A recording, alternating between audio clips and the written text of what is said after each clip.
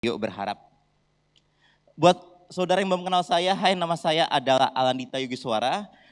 Saat ini Tuhan percayakan saya untuk mengembangkan sebuah gereja yang bernama New Identity Church. Dan saya sangat diberkati untuk bisa menjadi keluarga dari New Tribe Bali ini. Dan thank you buat semua tim, buat semua pastor yang sudah memberikan kesempatan saya untuk berbagi kabar baik pagi hari ini.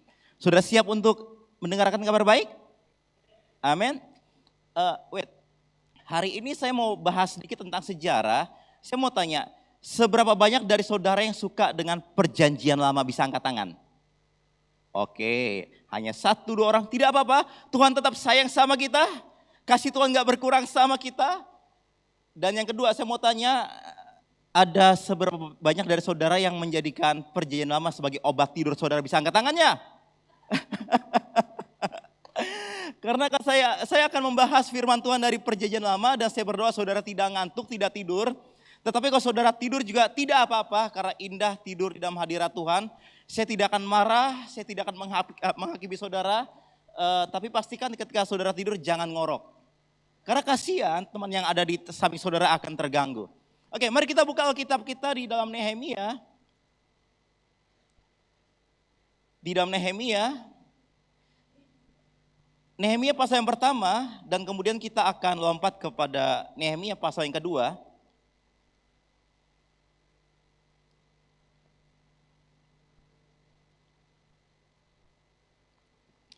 Saya akan bacakan bagi saudara.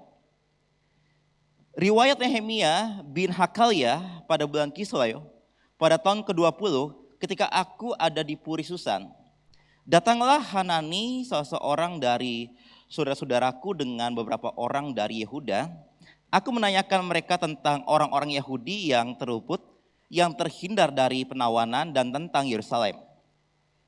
Kata mereka kepadaku, orang-orang yang masih tinggal di daerah sana yang terhindar dari penawanan ada dalam kesukaran besar dan dalam keadaan tercela. Tembok Yerusalem telah terbongkar dan pintu-pintu gerbangnya telah terbakar. Ketika aku dengar berita ini, duduklah aku menangis dan berkabung selama beberapa hari. Aku berpuasa dan berdoa ke hadirat Allah semesta langit. Pasal yang kedua, pada bulan Nisan tahun ke-20 pemerintahan Raja Artasasta, ketika menjadi tugasku untuk menyediakan anggur, aku mengangkat anggur dan menyampaikannya kepada Raja. Karena aku kelihatan sedih yang memang belum pernah terjadi di hadapan Raja. Bertanyalah ia kepadaku, mengapa mukamu muram walaupun engkau tidak sakit? Engkau tentu sedih hati. Lalu aku menjadi sangat takut. Jawabku kepada Raja, hiduplah Raja untuk selamanya. Bagaimana mukaku tidak akan muram kalau kota tempat pekuburan nenek moyangku telah menjadi reruntuhan dan pintu-pintu gerbangnya habis dimakan api. Lalu kata Raja kepadaku, jadi apa yang kau inginkan? Maka aku berdoa kepada Allah semesta langit. Kemudian jawabku kepada Raja, jika Raja menganggap baik dan berkenan kepada hamba-Mu ini, utuslah aku supaya aku membangunnya kembali. Lalu bertanyalah Raja kepadaku, sedang permaisuri duduk di sampingnya, berapa lama engkau dalam perjalanan dan bilakah engkau kembali? Dan Raja berkenan mengutus aku sesudah aku menyebut suatu jangka waktu kepadanya. Berkatalah aku kepada Raja, jika Raja menganggap baik, berikanlah aku surat-surat bagi bupati-bupati di daerah seberang sungai Efrat, supaya mereka memperbolehkan aku lalu sampai tiba di Yehuda. Pula sepucuk surat bagi Asaf, pengawas taman Raja, supaya dia memberikan aku kayu untuk memasang balok-balok pada pintu-pintu gerbang di benteng Bait Suci, untuk tembok kota dan untuk rumah yang akan kudiami. Dan Raja mengabulkan permintaanku itu karena tangan Allahku yang murah melindungi aku. Mari kita berdoa. Bapa yang baik, terima kasih buat pagi hari ini. Bapak, kami minta kepadamu supaya Engkau memberikan kepada kami roh hikmah dan wahyu, supaya kami bisa mengenal Engkau dengan benar dan jadikan mata hati kami terang, agar kami bisa mengerti pengeraman apakah yang terdapat di dalam Yesus Kristus Tuhan. Roh Kudus, Engkau ada roh kebenaran, pimpin kami ke dalam seluruh kebenaran, bicara kepada kami pagi hari ini, di dalam nama Tuhan Yesus. Amin, amin. Saya akan membahas tentang build. Coba katakan bersama dengan saya, build. Sebelum saya menjelaskan tentang apa yang terjadi di dalam Nehemia pasal yang kedua ini, saya ingin berbagi sedikit latar belakang dari kisah ini. Jadi di tahun 1050 sebelum Masehi, ada seorang raja yang bernama Saul. Dia adalah raja pertama bagi bangsa Israel. Waktu itu Israel tidak punya seorang raja secara fisik karena Tuhan ingin memimpin langsung bangsa Israel. Tapi bangsa Israel nggak suka.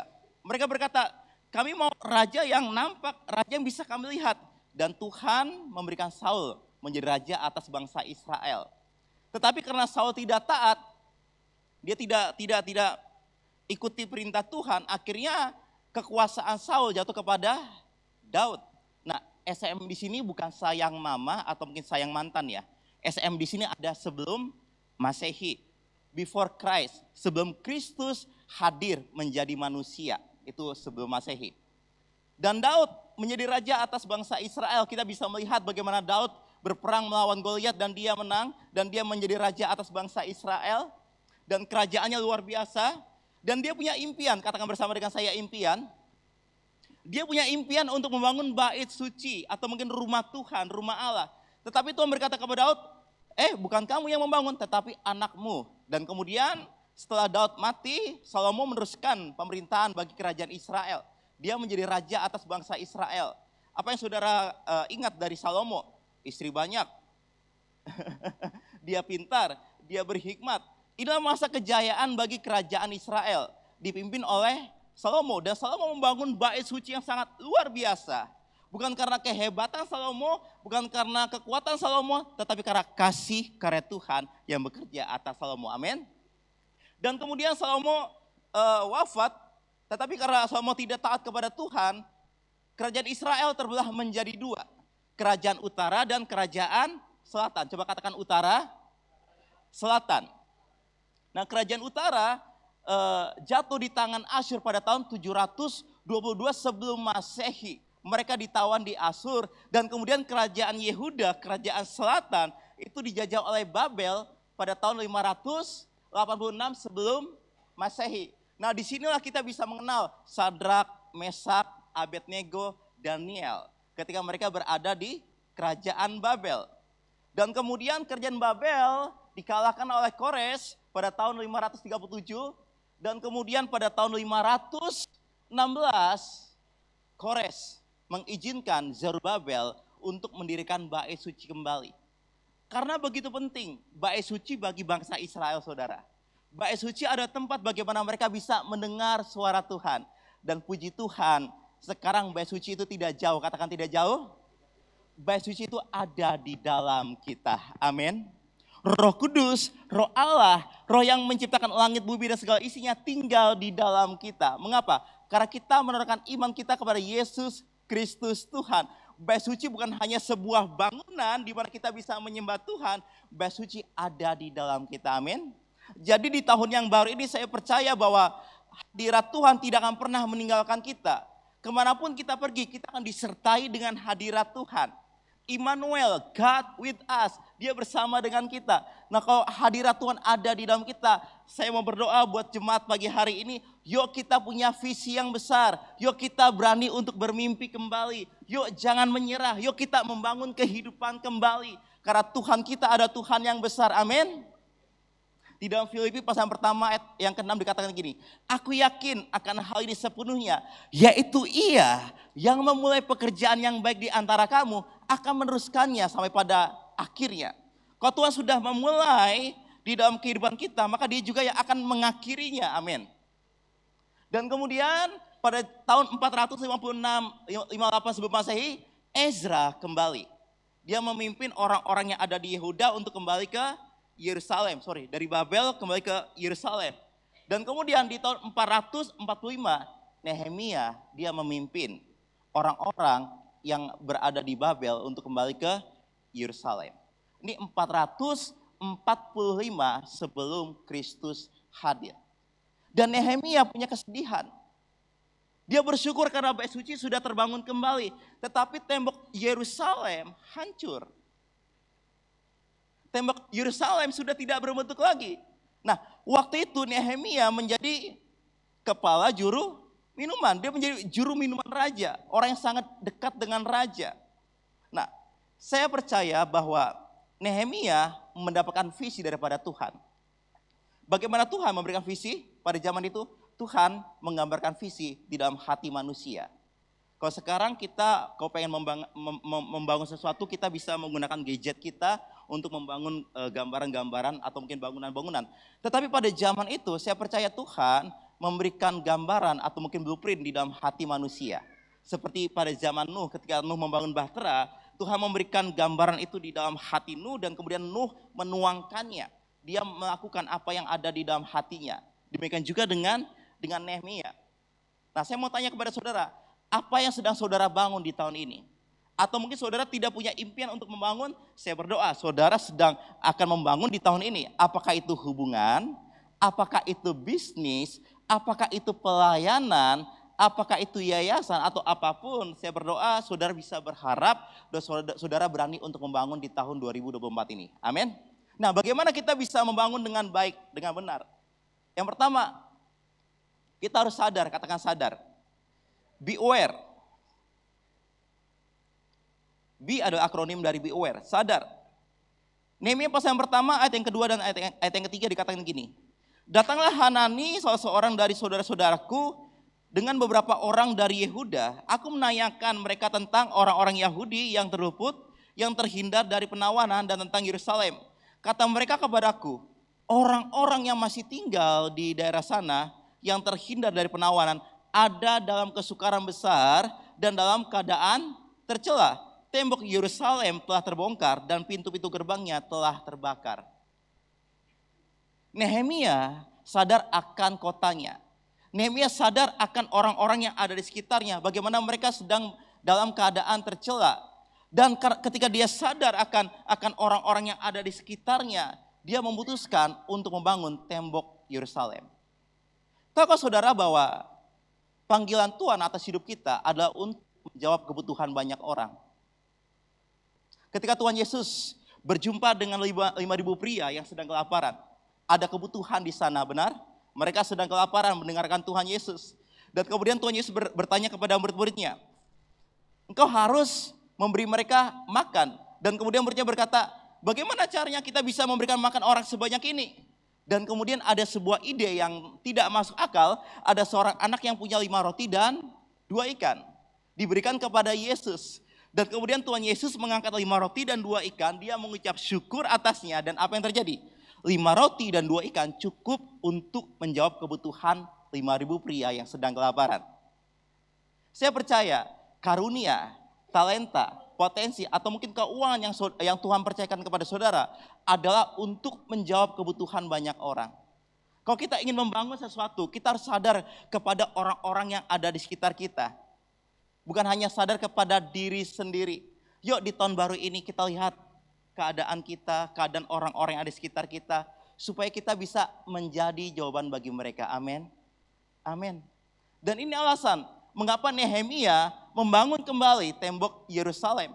Dia tidak ingin bangsanya tercela. Dia tidak ingin bangsanya malu. Dia ingin bangsanya dikenal karena bangsa Yahudi ada bangsa yang menyembah kepada Elohim. Menyembah kepada Tuhan. Dan Nehemia tidak mau bangsanya dicela oleh bangsa-bangsa lain. Jadi dia memutuskan untuk membangun. Mengapa? Karena dia sadar dengan orang-orang yang ada di sekitarnya. Amin. Yuk katakan sama teman kiri kanan, sadar yuk. Sadar yuk. Dan mungkin di tahun baru ini Tuhan mendorong kita untuk sadar tentang keadaan manusia roh kita, tentang kerohanian kita, tentang jiwa kita, kesehatan mental kita. Tahukah saudara bahwa depresi bukan kehendak Tuhan? Tuhan tidak ingin saudara depresi. Tetapi ketika saudara sedang depresi, jangan merasa berdosa karena Tuhan ingin menyembuhkan saudara. Amin. Di dalam 2 Timotius 1 ayat yang ke-7 dikatakan gini. Sebab Tuhan tidak memberikan kepada kita roh ketakutan. Tetapi Ia memberikan kepada kita roh yang membangkitkan kekuatan, kasih dan pikiran yang sehat, pikiran yang utuh. Amin. Kita harus sadar akan kesehatan mental kita juga. Supaya kita siap untuk menerima sesuatu yang besar daripada Tuhan. Seringkali yang membatasi Tuhan bekerja di dalam kehidupan kita seringkali bukan orang lain. Bukan hal-hal yang berasal dari luar. Tetapi diri kita sendiri. Kita berkata, aku nggak sanggup, aku nggak mampu, aku nggak pantas, aku ini nggak punya modal, aku ini miskin. Saudara, itu bukan pemikiran yang tepat. Itu bukan pemikiran yang sesuai dengan firman Tuhan. Firman mengatakan, di dalam Kristus kita sudah diberkati. Amin. Coba katakan bersama dengan saya diberkati. Di dalam Kristus. Pastor, tapi saya masih punya tagihan. Masih ada hutang, bagaimana mungkin saya diberkati? Saya nggak mau tahu bagaimana keadaan saudara, tapi firman Tuhan mengatakan di dalam Efesus 1 ayat yang ketiga, dan segala berkat rohani telah dicurahkan di dalam kehidupan kita oleh Roh Kudus yang telah dikurniakan kepada kita. Tuhan sudah mencurahkan berkatnya kepada kita di dalam Kristus, amin. Jadi kita sudah diberkati di dalam Kristus. Yuk sadar akan identitas kita yang baru di dalam Kristus. Dia sudah merubah identitas kita. Kita yang tadinya orang berdosa menjadi orang benar. Kita yang tadinya adalah orang yang terkutuk, tetapi dia tebus kita dari kutuk. Sehingga kita tidak hidup di bawah kutuk lagi. Amin. Be aware. Sadar. Dan yang kedua, bagaimana Nehemia dia bisa membangun tembok Yerusalem? Yang kedua adalah unity. Coba katakan bersama dengan saya unity. Kesatuan. Di dalam Mazmur pasal ke-133, ada ayat yang terkenal di sana. Dikatakan gini, nyanyian ziarah Daud, sungguh alangkah baiknya dan indahnya apabila saudara-saudara diam bersama dengan rukun. Katakan rukun. Apabila menantu dengan mertua hidup rukun. Ketika suami dan istri hidup rukun. Ketika anak dan orang tua hidup rukun. Seringkali saya ketemu sama banyak orang tua yang punya masalah di dalam komunikasi dengan anak-anak mereka. Pastor, anak saya kok susah banget diaturnya. Anak saya kok susah banget diajarinnya. Saya udah doakan dia, sudah tumpang tangan. Saya sudah puasa buat dia, tapi dia belum berubah. Saudara, jangan pernah bandingkan anak-anak kita dengan orang lain. Waktu itu Roh Kudus kasih saya hikmat kisah tentang Maria. Ingat gak ketika Tuhan Yesus berumur 12 tahun? Dia pergi ke Bait Allah bersama dengan orang tuanya, bersama dengan Yusuf dan Maria. Tetapi ketika mereka sudah selesai ibadah, Tuhan Yesus tidak ikut bersama dengan Maria dan Yusuf. Di mana Tuhan Yesus? Di Bait Allah. Dia sedang bersoal jawab dengan para imam-imam, dengan para ahli Taurat, dia bersoal jawab. Dan kemudian ketika Maria dan Yusuf melihat ke belakang dan sekitarnya, kok Yesus tidak ada? Mereka panik. Di mana Yesus? Di mana Yesus? Akhirnya mereka memutuskan untuk kembali ke kota, dan ketika mereka kembali ke kota didapati Yesus sedang berada di Bait Allah. Dan Maria bertanya kepada Yesus, kenapa kau lakukan seperti ini? Dan Yesus katakan apa? Tidakkah engkau tahu bahwa rumahku akan disebut rumah doa? Ingat kisah itu? Aku suka dengan rumah Tuhan, aku suka dengan rumah Bapakku. Itu kata Tuhan Yesus. Saudara bayangkan ya, anak 12 tahun bicara kepada orang tua seperti itu. Saya nggak mau katakan Tuhan Yesus kurang ajar, enggak. Tetapi Maria tahu bagaimana cara menghadapi. Dia tahu bagaimana cara berkomunikasi dengan Yesus pada zaman itu. Yesus adalah Allah yang menjadi manusia. Ketika dia menjadi manusia, dia mengosongkan dirinya. Dan dia harus belajar kitab Taurat, saudara. Tuhan Yesus enggak langsung ujuk-ujuk tahu semua firman Tuhan, enggak. Dia mengosongkan dirinya, kenosis yang digunakan kata dalam bahasa Yunani-nya. Dia mengosongkan dirinya, dia belajar hukum Taurat di Bait Allah. Tetapi saya kagum dengan Maria. Maria tidak emosi. Dia menyimpan semuanya itu di dalam hatinya. Dia tahu bagaimana cara berkomunikasi dengan anak umur 12 tahun. Dan saya katakan kepada ibu yang ngobrol dengan saya dan dia berkata, oh oke, Pastor thank you. Saya tidak akan bandingkan anak saya dengan orang lain. Saya bersyukur karena dia berbeda, dia unik. Dan Tuhan yang paling tahu bagaimana cara untuk merubah dia. Amin. Kesatuan, katakan kesatuan. Nehemia mendorong orang-orang yang ada di sekitarnya, mendorong orang-orang yang ada di Yerusalem untuk bersatu. Satu tujuan, satu visi untuk membangun tembok Yerusalem. Seringkali musuh menghancurkan kehidupan kita dengan memberikan visi yang lain. Visi yang bukan berasal daripada Tuhan. Sehingga kita dibuat apa? Dibuat sibuk. Yuk, makanya pagi hari ini kalau kita ingin menerima terobosan dari Tuhan di area keuangan, di area hubungan, bisnis, kesehatan, yuk ada kesatuan yuk. Karena firman Tuhan mengatakan di mana ada 2-3 orang berkumpul, di situ aku hadir. Dan ketika mereka bersepakat di dalam doa, maka aku akan menjawabnya. Ada kesatuan, ada kesepakatan, ada berkat Tuhan. Amin. Jadi be aware. Yang kedua adalah unity. Dan yang ketiga adalah integrity. Katakan integrity. Integritas. Cambridge memberikan definisi tentang integritas seperti ini. The quality of being honest and having moral principles that you refuse to change. Sebuah kualitas untuk bersikap jujur dan memiliki prinsip moral yang tidak dapat Anda ubah. Integritas adalah apa yang kita katakan dan kita lakukan sama. Itu integritas. Mengapa banyak orang berdoa tidak dengan kuasa? Karena seringkali mereka berdusta, mereka berbohong.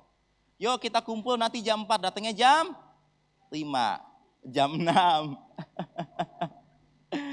Dan mereka terus melatih bohong dengan hal-hal yang kecil.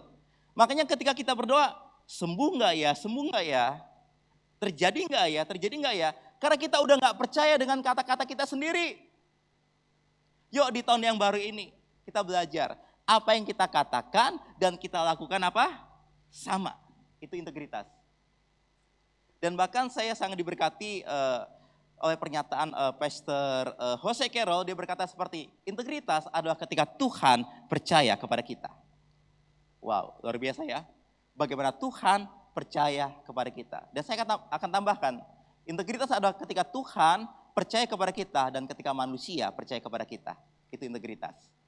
Amin. Bagaimana Nehemia bisa menjadi pemimpin untuk membangun tembok Yerusalem? Karena dia dipercaya oleh Raja Artasastra. Dia mengerjakan apa yang ada di tangannya dengan excellent. Dia tidak banyak alasan, dia tidak mencari-cari alasan ketika dia bekerja. Makanya ketika dia menyampaikan visinya kepada raja, raja berkata, apa yang bisa aku lakukan bagimu? Saudara, yuk kalau kita bekerja, kita jangan malas. Ketika ada atasan, kita rajin. Ketika nggak ada atasan, kita ngerujak. Yuk kita excellent yuk dengan apa yang ada di tangan kita saat ini. Karena Tuhan akan mengerjakan hal yang besar kalau kita faithful, kalau kita setia dengan perkara-perkara yang kecil. Yang berikutnya adalah love, kasih. Kasih adalah dasar untuk kita membangun sebuah bangunan. Kasih adalah alasan yang terbaik untuk kita dapat melayani, memberi dan memimpin. Dan bahkan kasih adalah alasan untuk kita bisa diselamatkan. Kita terhubung kembali dengan Bapa. Nehemia punya kasih Allah. Dia care dengan orang-orang yang ada di sekitarnya. Dia mengasihi kotanya, dia mengasihi bangsanya. Maka dari itu dia bertindak, dia melangkah. Kalau dia tidak mengasihi bangsanya, kalau dia tidak mengasihi kotanya, dia akan tinggal tenang di dalam istana karena dia sudah nyaman di sana. Tetapi kasih yang mendorong dia untuk pergi ke Yerusalem. Dari tempat yang nyaman ke tempat yang tidak nyaman. Saya punya seorang teman, seorang hamba Tuhan yang luar biasa. Dia adalah seorang penulis pidato dari Presiden Soeharto. Tadinya dia kerja di istana, sudah nyaman. Sudah enak, gajinya besar, dia hanya menulis pidato untuk Presiden Soeharto. Tetapi Tuhan gerakan dia untuk menjadi seorang misionaris di mana? Di Kalimantan, di pinggir sungai. Dia keluar dari zona nyamannya saudara. Sudah enak di istana, tempatnya ber-AC, tempatnya nyaman, makanan tidak pernah kurang di sana, gajinya besar, punya fasilitas. Tetapi karena kasih kepada jiwa-jiwa, dia memutuskan untuk tinggal dari istana, meninggalkan istana dan dia pergi ke pinggir sungai. Nehemia, dia meninggalkan istana, meninggalkan zona nyamannya dan dia kembali membangun tembok Yerusalem. Saya berdoa jemaat yang ada di tempat ini, apapun yang kita kerjakan, motivasinya harus kasih. Kita bangun pagi-pagi melayani karena kita mengasihi Allah dan mengasihi orang-orang yang ada di sekitar kita. Amin. Mengapa kita mengasihi? Karena Allah terlebih dahulu mengasihi kita. Dan bahkan kasih Allah adalah kasih yang tanpa syarat. Kasihnya tidak berkurang saudara waktu kita gagal. Dan kasihnya tidak bertambah waktu kita berbuat baik. Karena kasih bukan sekedar ukuran, kasih ada pribadi. Namanya adalah Yesus Kristus Tuhan. Dan kabar baiknya, sang kasih sudah tinggal di dalam kita. Sifat dasar kasih adalah memberi. Makanya kalau kita membaca 1 Korintus 13, kita bisa melihat action daripada kasih itu. Kasih tidak cemburu, kasih tidak sombong, kasih tidak bermegah, kasih tidak menginginkan orang lain celaka, itulah kasih. Dan kita sudah punya kasih itu. Kasih agape ada di dalam kita. Kapan? Waktu kita lahir baru, waktu kita menjadikan Yesus sebagai Tuhan dan Juru Selamat pribadi. Jadi kalau kita ingin membangun di tahun ini, yuk kita gunakan atribut Allah ini yang adalah kasih. Karunia Roh Kudus tidak dibutuhkan lagi di sorga. Saya tidak anti dengan karunia Roh Kudus. Saya bergerak juga dalam karunia Roh Kudus. Tetapi tahukah saudara bahwa di sorga nanti karunia Roh Kudus sudah tidak berfungsi.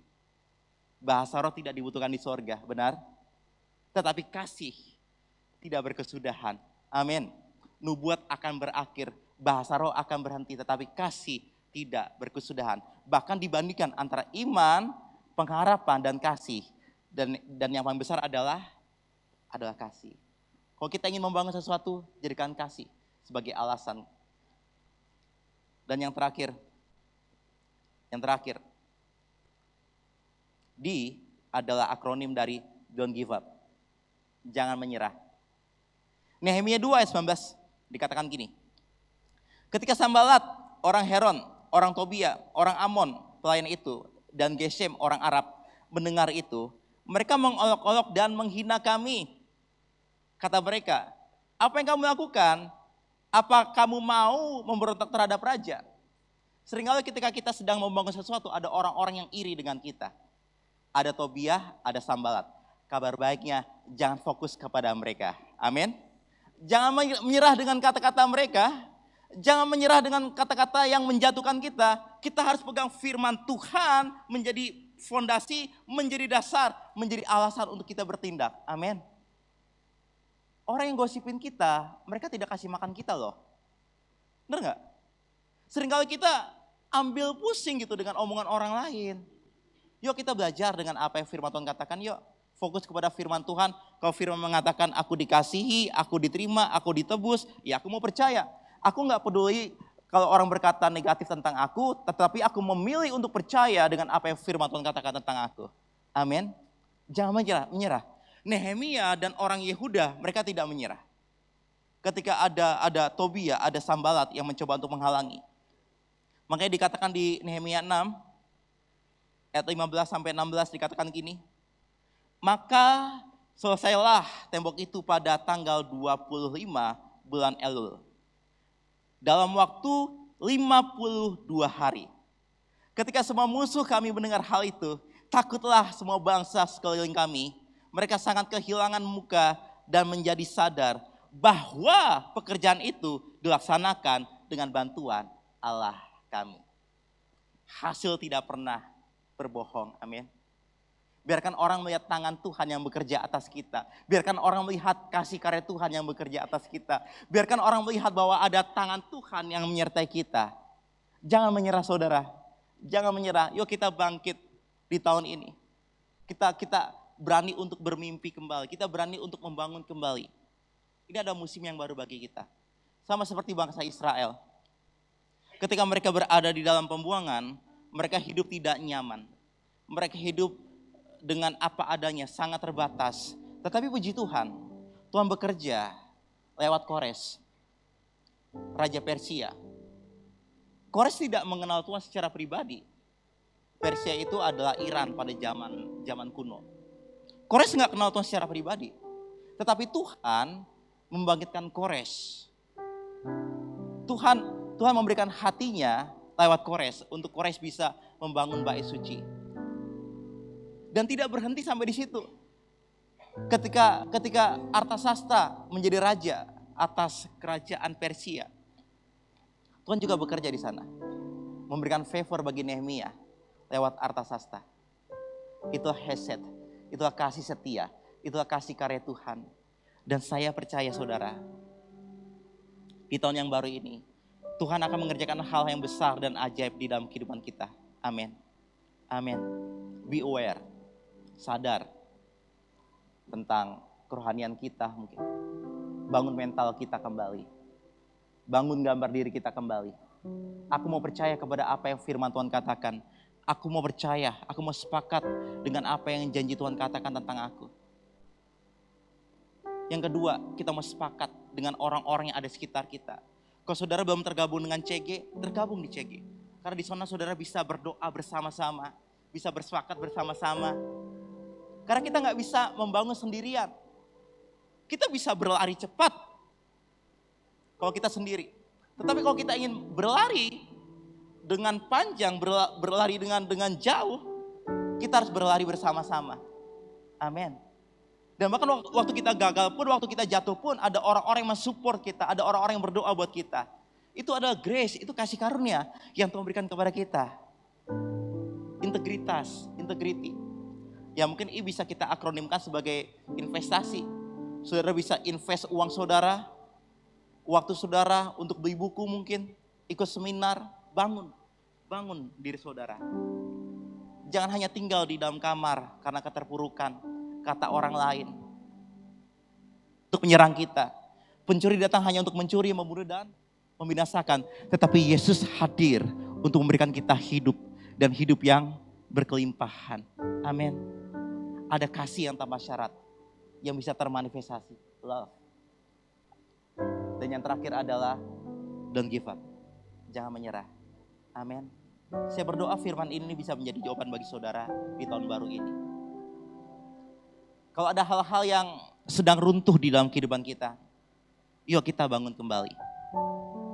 Mungkin itu komunikasi dengan pasangan kita sedang runtuh.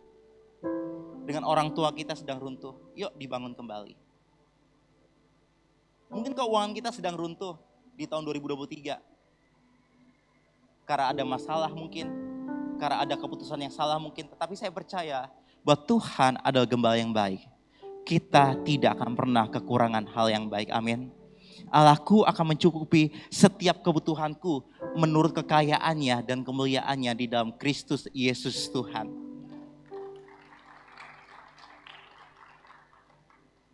Untuk punya harapan gratis, punya visi gratis. Kalau kita punya visi, Tuhan juga yang akan memberikan provisi bagi kita. Apapun yang sedang saudara bangun saat ini, serahkan kepada Tuhan. Sebelum kita closing, boleh gak tim PW bantu kita untuk bernyanyi? Lagu tadi bagus banget yang seperti Bapak sayang anaknya. Thank you, Bro Victor.